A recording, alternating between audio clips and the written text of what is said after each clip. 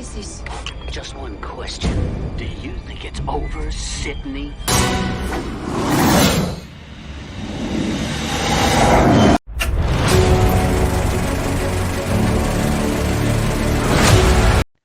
Welcome to Movie World, where we review movies, shows, and everything that we love. I know. It has been a while, but you know what? We are gonna finish this series. We are gonna get this done. We are gonna finish what we started. Today, we are going to review Scream 3. As always, there are no spoilers in this movie review, so sit back, relax, and enjoy this movie review. Brief summary of the movie. Scream 3 kicks off in Hollywood on the set of Stab 3. However, the Ghostface killer decides to be a part of the movie and starts a killing spree. Sydney comes out of hiding to help her friends because the past has come back to haunt them for the third time. That's a brief summary of the movie, so let's get into the pros and cons of this movie. All right, let's get into the pros of the movie. You know what? Let's start with the positive and then end with the not so great things about the movie. The first thing that I will say is that they have the same main characters. One thing that I've always constantly said is the one thing that I really appreciate about this franchise is that they really try hard to bring the same people and the main characters back. And they do a pretty good job at having storyline consistency. I did like the opening scene and the way that it was filmed. It was really dark, very scary, and one of the main characters did pass away. And if you watch the movie, you know what I'm talking about. So I did like the dramatics of the opening scene. Wes just does a good job, the director, of bringing an audience into a movie at the beginning of it, and I felt he did a good job. All right, and I will give him props on that, and I did appreciate how they opened up the scene and how it was filmed. All right, let's get into the cons of this movie.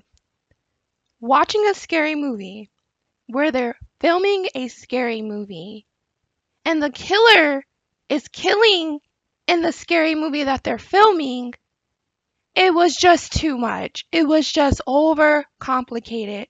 And while I appreciate the fact that this franchise always tries to break the fourth wall and talk about a scary movie within a scary movie, this just took it to another level.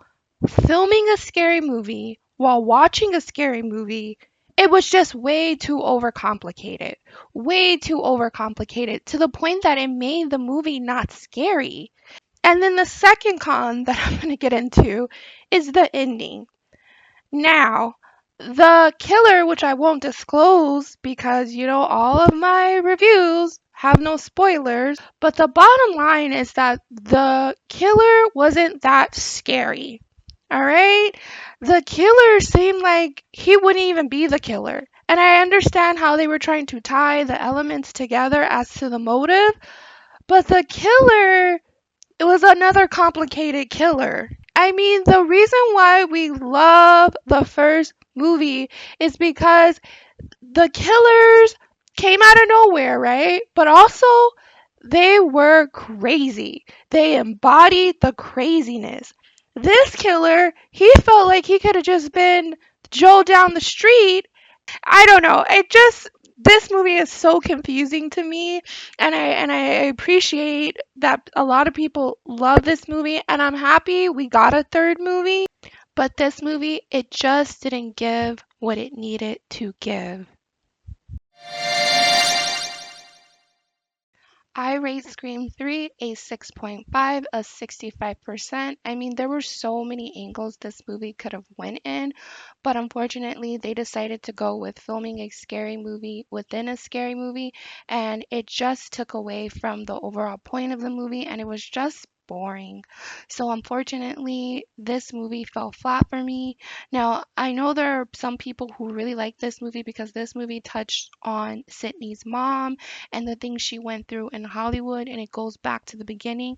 But unfortunately, filming a scary movie within a scary movie scenario really took away from some of the points that they were trying to make in this movie. So, unfortunately, I give this movie a 65%.